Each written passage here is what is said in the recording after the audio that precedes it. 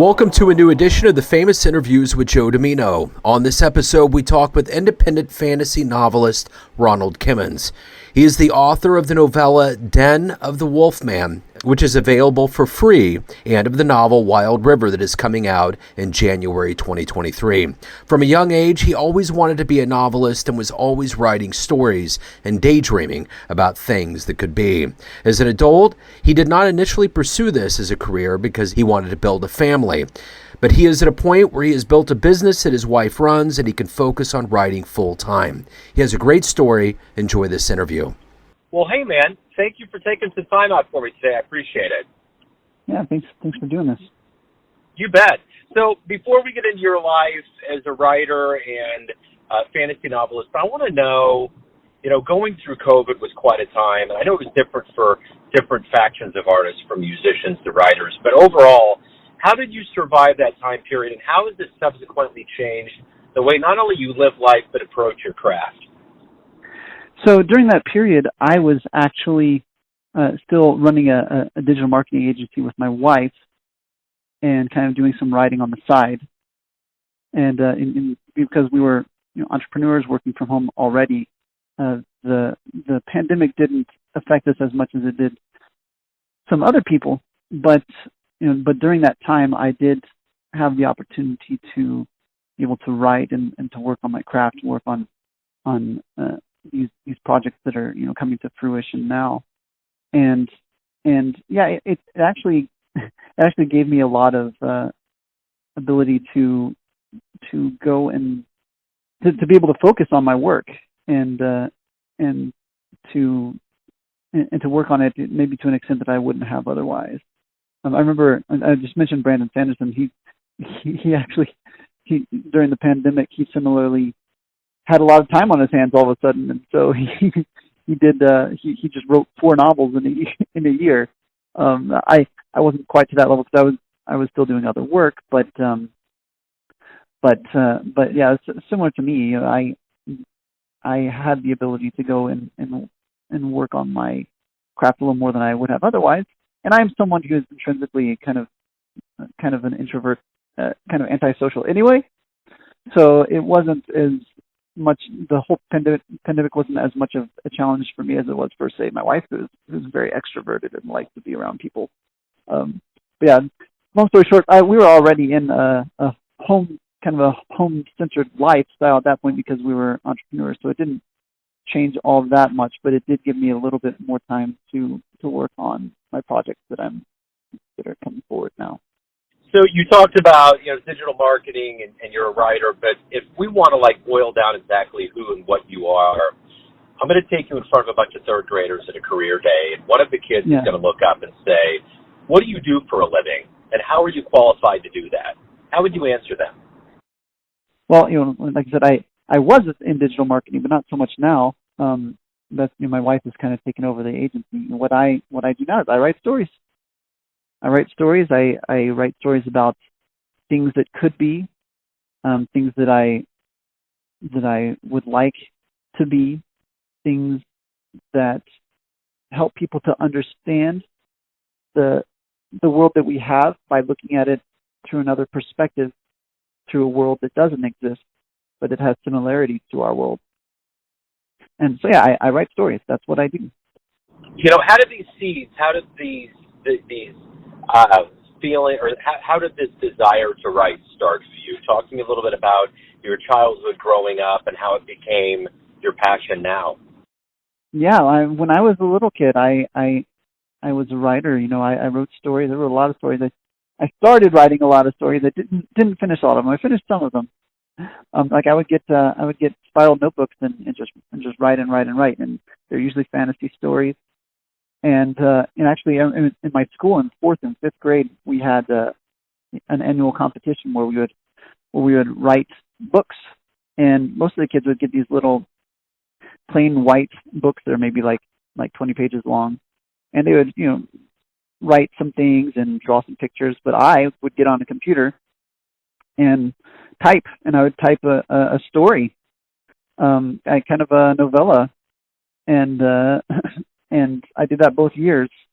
And both years I won the the prize for the best book, and that really solidified that desire in me to be a writer, and I continued to write a lot since then. And going into high school, I didn't write stories as much. I wrote more dealing with ideas, philosophy, religion, things that mattered to me, things that people talk about and think about, political things sometimes. I wrote more about that sort of thing in high school and then in the years following that. But I always, that desire to be a novelist always remained in me. And it was always kind of something that I was working toward. I wanted to get into entrepreneurship because I wanted to create the freedom that would allow me to be a writer. And so, my wife and I, we built a digital marketing agency, and that has taken us several years to get to where it is. And now we've reached that point where she can kind of take over and doesn't really need my help with it. And I'm able to focus on what I have always wanted to do, which is to write stories, write novels, to create and really make use of my imagination, which is always running wild, going all over the place. And it's good to have this outlet to be able to sit down and create worlds, create stories with that imagination. When you were growing up, what was the book for you that really opened the curtains part of the way for you to either want to read more or to write? It's a good question. I read a lot of the Star Wars books, when I was in elementary school. They came out with Timothy Zahn's Heir to the Empire trilogy came out, and that was just an exceptional trilogy, and it's kind of above my grade level at the time, but I still enjoyed it. And I read a lot of the other Star Wars books, of which there were a lot. And my mother was a big fan, and she would buy them, and then I would read them. But other things too. I read some Louis L'Amour. One of my favorite books is his one book that takes place in the medieval era, and that is The Walking Drum. And the interesting thing is, even though I am writing fantasy right now, I didn't read a whole lot of fantasy. I read as a child. I read science fiction, and I read some realistic fiction. Didn't read a whole lot of fantasy. I enjoyed fantasy films, but I didn't really for example, I didn't read Tolkien until I was in college. But I do like Tolkien very much. Yeah, I guess the short answer is that when I was a child, when I was young, I think Star Wars was kind of the main influence for me as far as reading went. So the one thing that's always good about being a writer and creating stories is there's always that hero in the book. Who has that been for you in real life? That's a good question. So I have a number of people that I would say that I look up to.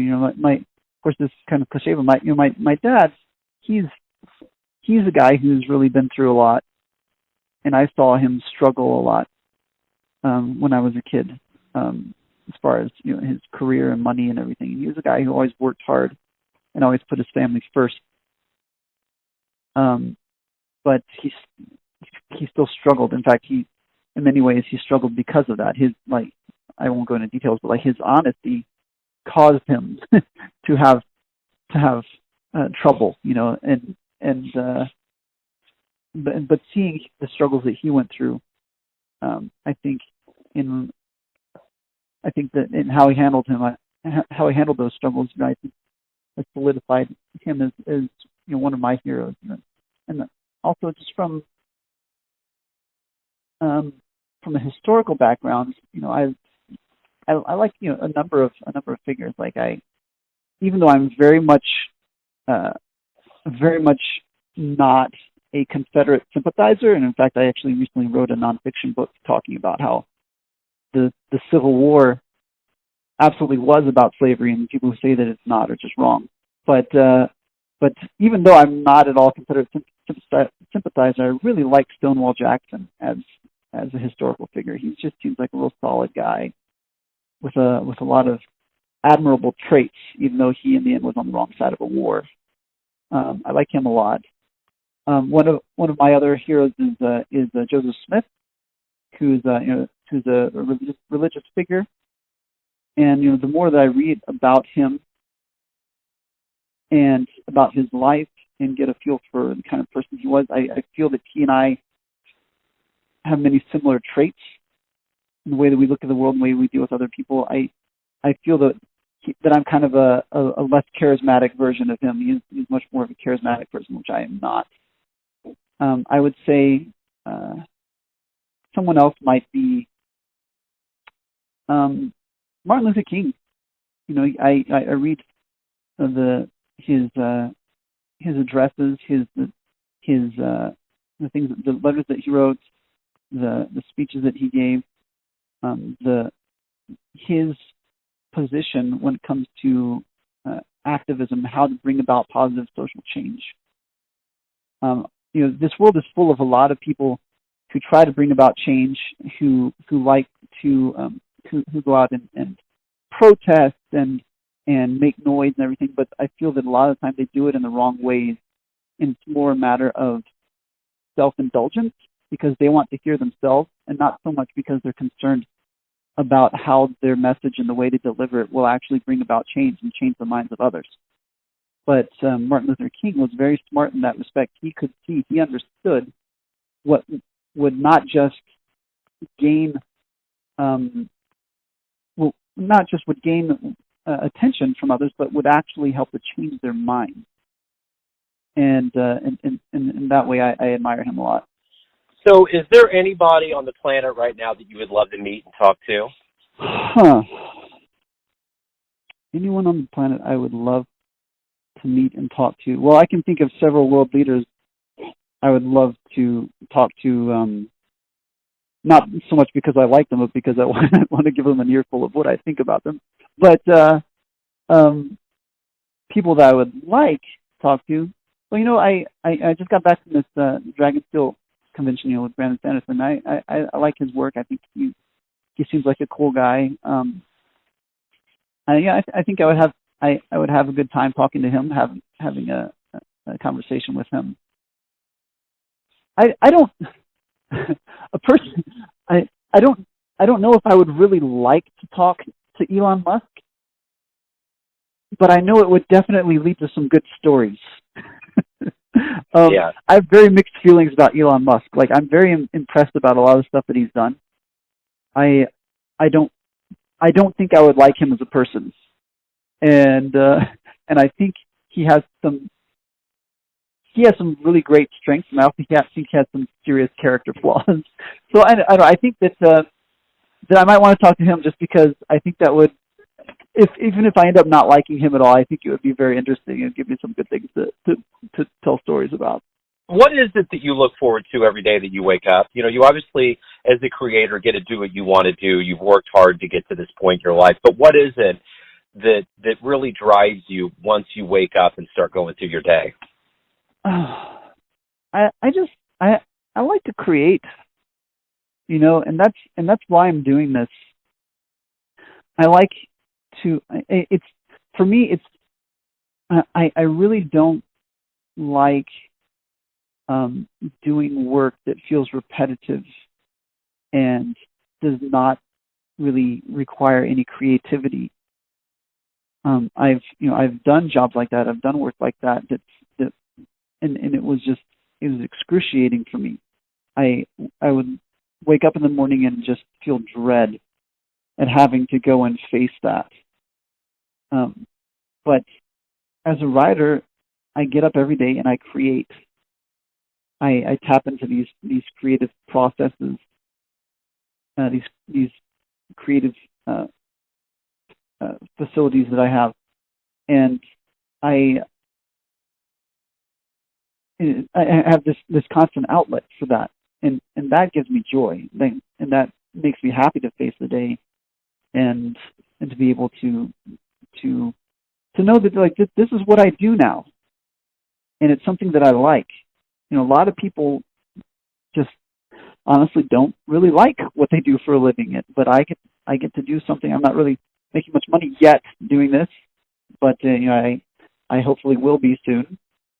But regardless, right now, I just really like what I'm doing. I like creating worlds. I like creating characters and using my characters to discuss ideas that I have, things that I'm worried about, things that I think about. And yeah, that's the source of happiness for me. And the thing is, I think that we as humans, I believe that we, physically we come from this world. Spiritually, we come from God. We are literally the children of God in the spiritual sense. We are the children of the Creator. And I think that for that reason, humans are the happiest when we are creating things, because that taps into our basic spiritual identity as children of the Creator. And I can feel that in myself, and I can see it in other people. Maybe other people, they're not necessarily novelists, but you can see when people spend their lives creating things that they like, that is what makes them happy. And they may be creating a family, maybe creating a business, maybe painting. There are many different outlets for creativity. When people are able to find a good outlet for their creativity and really latch onto that and pursue that, that is one of the main things that gives people happiness. Agreed. So everyone out there has a perception of you. Your family, your friends, your readers, colleagues, but you ultimately live your life. What's your perception of you? Who do you think you are? Well, for one thing, I think that people who don't know me very well, and I know this because they've told me this, people who just are acquaintances tend to kind of see me as a mystery, because I don't emote in the ways that other people often emote. And it's a strange thing because I feel that I am very straightforward and direct, and I'm not someone who gives a lot of pretense. I don't pretend to. I don't try hard at all to pretend to be something I'm not. And so when I've actually been told that I'm mysterious, that was always strange to me because I didn't feel that was the case. But I think the thing is that I just don't openly emote in the same ways that other people do a lot of the time. But the thing is, once people get to really know me, for example, my wife, they come to understand how to read me and the more subtle ways that I do emote, and it becomes when that happens, I go from being a mystery to being kind of an open book. Like my wife can very clearly see how I'm feeling, like what I'm thinking, just from the subtleties of how I act. So yeah, I've kind of gone on a tangent, but I guess what I would say is that I feel that I'm a very direct and honest person, but that directness often is kind of subtle. And despite that, I'm not the kind of person who will say like, "Oh, I'm brutally honest." That's not how I roll. I'm not the kind of person who says mean things or and then uses honesty as an excuse. That's not me. But I don't say things that I don't mean, and the things that I do say are typically what I mean. And so I think that generally people see me as someone who is comfortable to be around because I give people their space.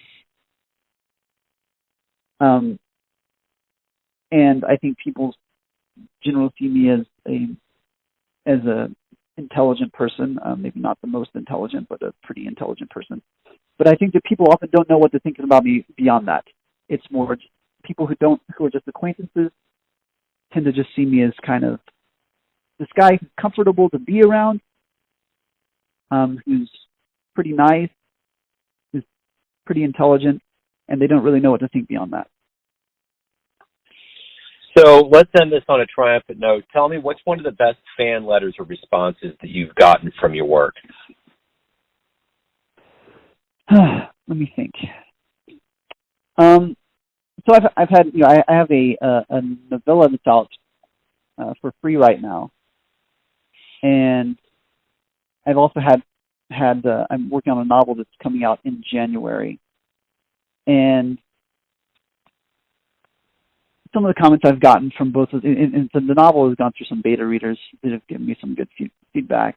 I've had people tell me that my novella, it's, for example, is gripping.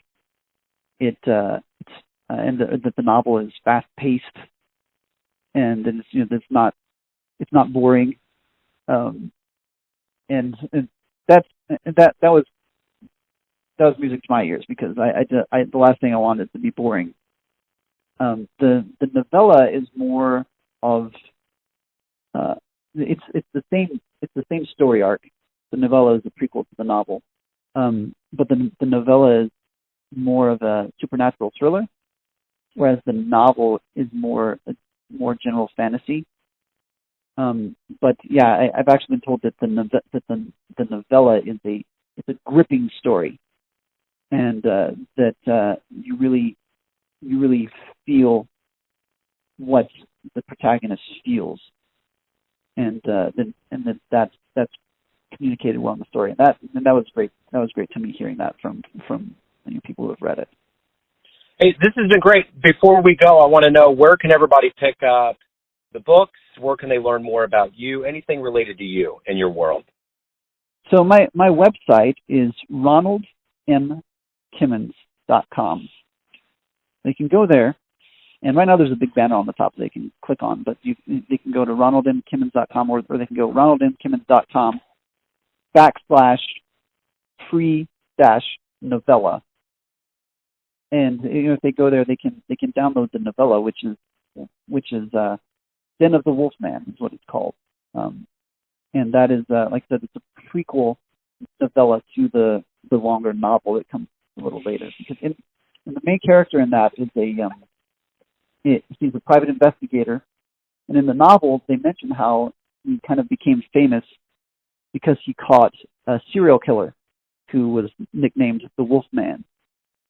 He's not an actual werewolf, but he was nicknamed the Wolfman. So they mention that in the novel, and in the novella, that's the story of him catching the Wolfman. And so anyway, that's where people can go. They can go to ronaldmkimmons.com and download the free novella there. Perfect, Ronald. Hey, thank you, man. Thank you for opening up. Thanks for taking time, Matt. I appreciate it. Yeah, thank you. Thanks for tuning in to another famous interview with Joe Dimino, where we cover the world of art, business, literature, music, and spirituality from around the globe. If you want to hear more interviews, visit the Famous Interviews with Joe Dimino channel on YouTube. Thanks again for listening, and until next time.